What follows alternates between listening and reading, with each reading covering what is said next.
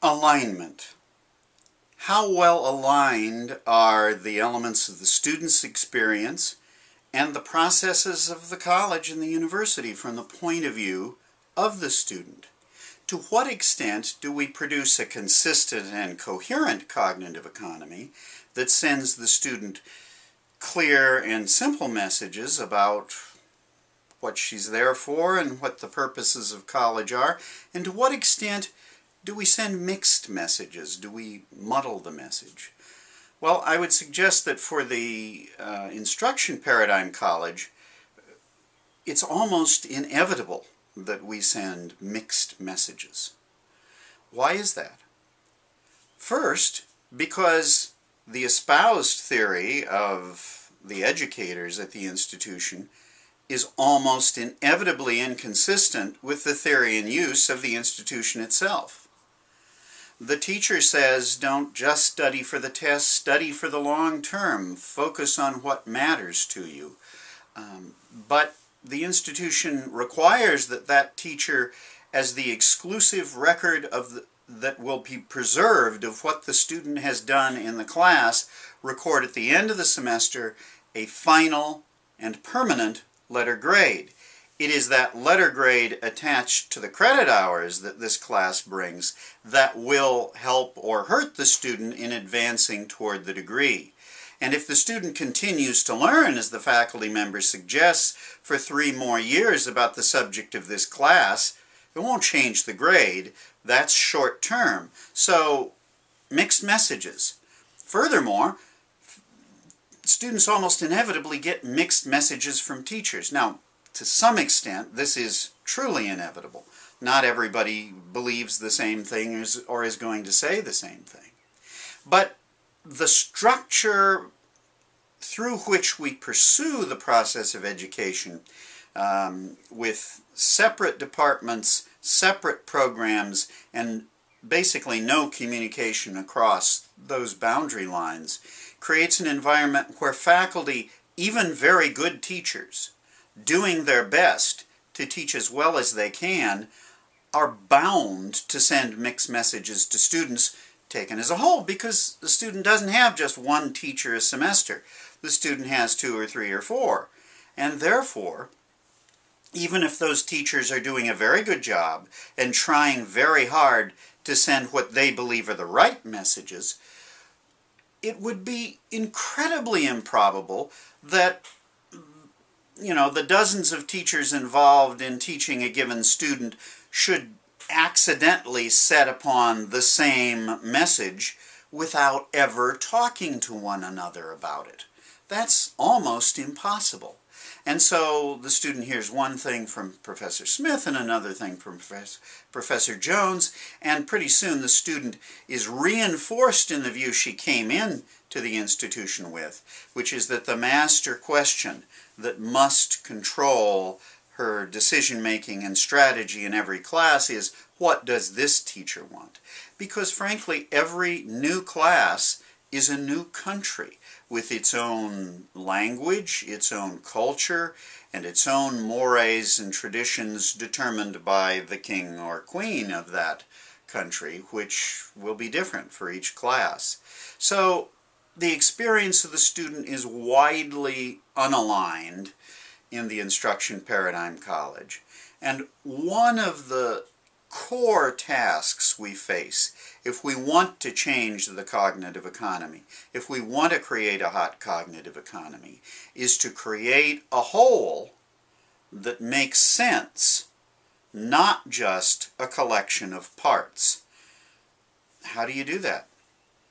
Well, I think one of the fundamental and basic requirements is that we begin to think seriously on an ongoing basis, every day, all the time, about student learning outcomes. Now, student learning outcomes are something that almost every college and university in the country is involved with one way or another now, for accreditation reasons or for whatever. But in an unfortunate majority of those cases, I'm inclined to believe, we aren't approaching student learning outcomes in a serious way for the important reasons that they really do matter. And they don't matter primarily for accreditation reasons. That's ultimately trivial in the long run. They matter because they are a means of communicating not only with students, but across the curriculum among faculty and administrators about what matters in college, about what really ought to count in the student experience. And to the extent that faculty have conversations across departmental boundaries about what students should learn and how we should tell whether they're learning, the quality of faculty thinking about pedagogy, about assessment, and about the whole process of education will improve. Faculty will become better teachers if they become a community of practice around not just their academic disciplines, which they already are parts of communities of practice around that, but also around teaching and learning. They really become communities of practice. That is to say, they talk to each other on an ongoing basis, not every day, not constantly, but intermittently over time on a continuous basis about what students should be learning, how we can tell whether they're learning those things, and how that learning resonates across different classes and in different parts of the curriculum the same and differently. To the extent that happens, learning outcomes can become a language that faculty can speak to students in the same voice, that faculty can speak consistently to students about what counts and what matters. And it also becomes a language that we can use to provide a substitute currency of learning, a currency of feedback about learning, to not replace, but to supplement the currency of evaluation that grades and credit hours now are. Because grades and credit hours are fundamentally content-free in terms of learning. The magic of learning outcomes is they are content-full in terms of learning. They are about what students learn, and what students learn in a specific enough way that we can say to a student that the abilities of analysis that you're developing and demonstrating in the paper you're writing in my class, or in the analysis of art or music you're doing in my class, are parallel skills to the ones you're going to be using next semester if you take such and such a class. Now, there are a lot of ways we can orient students better to the curriculum. We can create better sequences of classes. We can create clusters of classes. We can create learning communities that fully integrate classes. All these are powerful tools we can do to integrate student work around wholes rather than parts, that show the connections between the parts for students. And what happens when we do that is we not only empower ourselves to allow the students to see how things fit together, we empower the students by allowing them to see how what happens to them in one class or in one experience is in fact feedback about an ongoing process with a longer time horizon than they thought it had.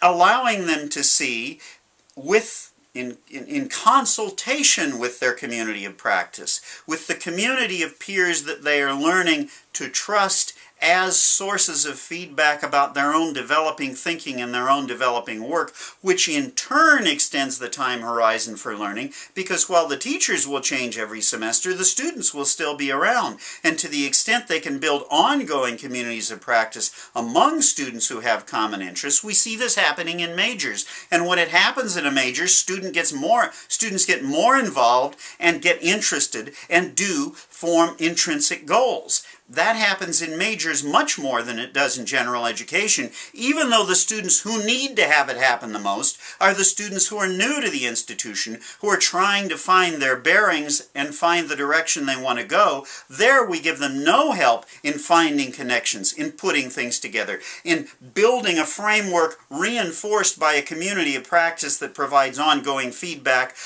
pointing them into the future they want to shape for themselves and helping them to develop intrinsic goals. You see how these things feed on each other. They reinforce one another. When we begin to create a hot cognitive economy by making connections and reinforcing what is good pedagogy, of course, in the process of doing that, and in the process creating opportunities for students to do work, performance, really authentic kinds of tasks in classes where they may not have expected to do that. And to see how the work they're doing in this class, even if it isn't strictly speaking performance, helps them prepare for the work they see coming at a higher level of advancement that is performance, so it raises the level of authenticity of what they're doing at all levels. This gets them involved, it gets them motivated, it gets them the ability to self-regulate.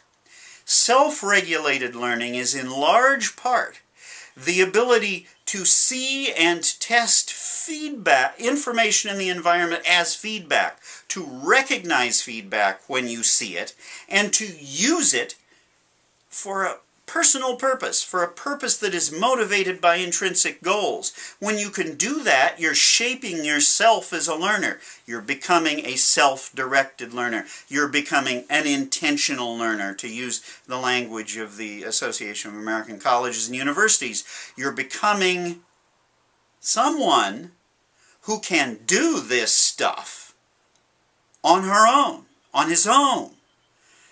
Can learn to do it in college, but do it in a way that you can keep doing it after college. In other words, to the extent we can align the student's experience, create a hot cognitive economy that reinforces systematically across all these dimensions a deep approach to learning, we're creating metacognitive, self-regulated learners, which is lifelong learners.